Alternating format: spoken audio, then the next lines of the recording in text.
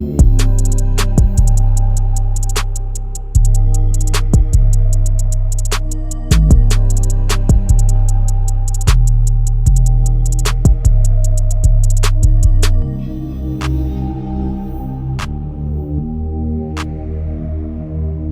back to the Team to Be Miami Heat podcast, your one-stop shop for daily Miami Heat content. My name is Amir. So for today's episode, I want to talk about a young player on this roster who I think is going to have a breakout season this upcoming year with the Miami Heat, and that's Nikola Jović. He's going to be one of the most important players on our roster. I think he's going to be an X factor off of our bench. He's only 22 years old, and he's playing really well right now this summer in some friendly qualifying FIBA games with Serbia, and he's quietly having a very good offseason, and he's healthy right now.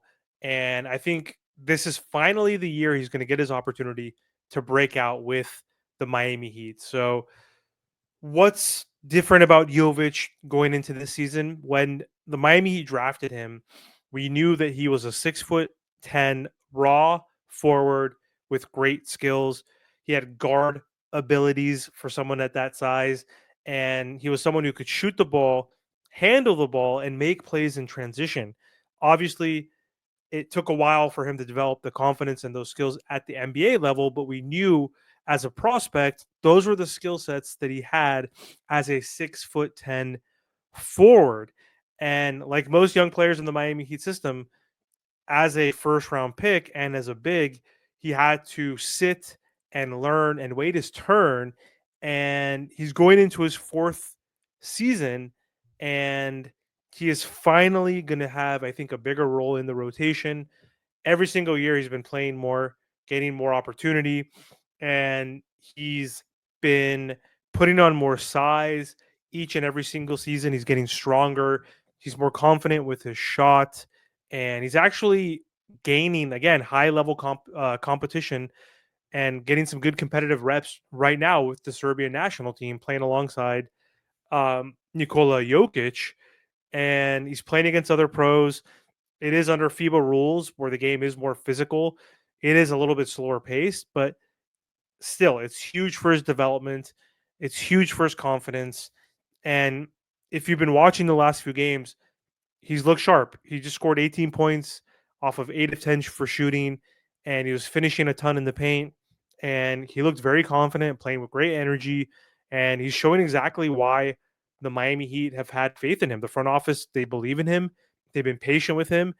And a lot of his time has been derailed with injuries. And, he had that fluke injury last season with his finger. And he just needs an opportunity to be healthy, to get more reps, to get more opportunity to shine off of the bench. And I think he could be one of our best players off the bench, essentially. And again, he's been hitting the three ball, he's been making plays off the dribble. And most importantly, he's finishing strong in the paint, which I think is huge. And that's exactly what the Miami Heat they need. They need someone who needs to pop off of the bench. They need a young guy who is going to develop and take that leap. Right now, we have a few other options on the roster, but I think he is positioned to have the best opportunity. He's probably one of our most skilled players overall on this team, as someone who could play inside and outside.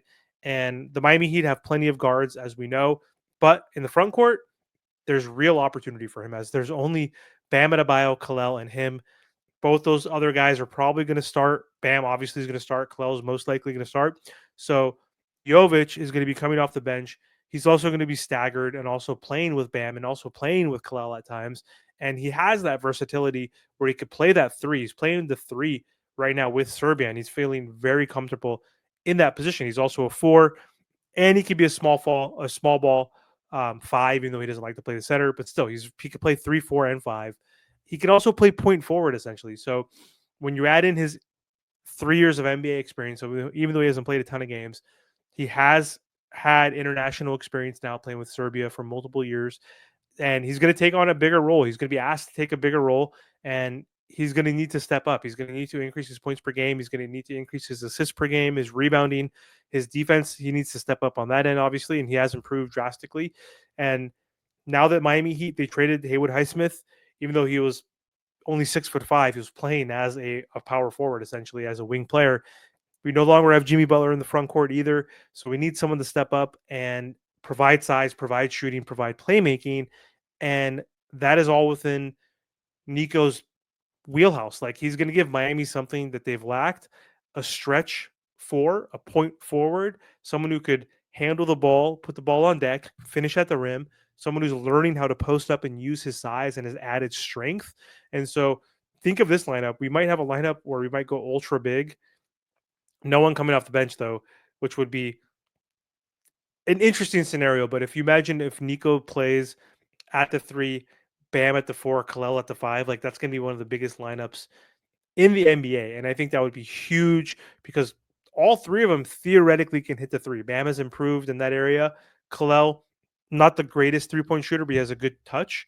He was a rookie, like didn't shoot very high percentage, but he's someone who's capable and willing to shoot the three. So that would be three big men who could shoot the three. And so I think that's huge. The Miami have an opportunity to be creative and they can have roles or rotations where Jović is in there with Tyler Hero and Norman Powell.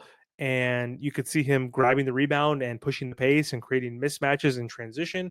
And our average age now is like 25 years old. We're like a really young team. Norman Powell at 32 is our oldest player now that Kevin Love and Jimmy Butler are gone. And so Spo is going to have young guys that he has to play, and Nico is one of those young guys that he's going to trust.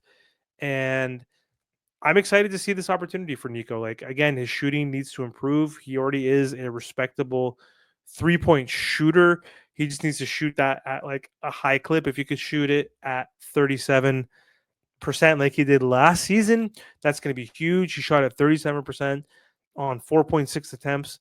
Second year, that was his third year. Second year, he shot almost 40% on 3.5 attempts. He needs to get those 4.6 attempts up to like 6 or 7 and still shoot around 37 to 40%. And that will be huge. Like he already averaged 10.7 points, 4 rebounds, 2.8 assists, zero point 0.8 steals per game. I expect Nico's points to go up to like 14 or 15 per game.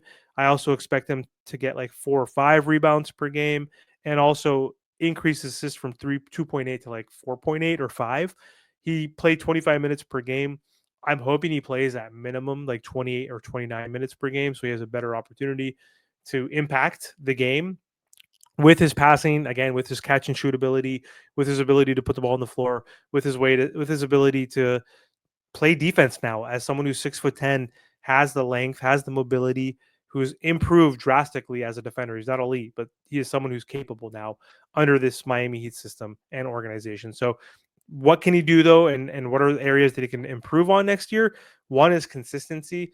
He's shown flashes of brilliance where he's had multiple games of 20 points per game or more, but Miami needs him to do this night in, night out, and night out off the bench as like our seventh man off the bench. Number two, defense. He has the tools, but he needs to lock in on rotations, help side defense, get better with rim protection, and not pick up any silly fouls and not use his hands too much on hold players. So I think that'll be huge. Last thing is confidence.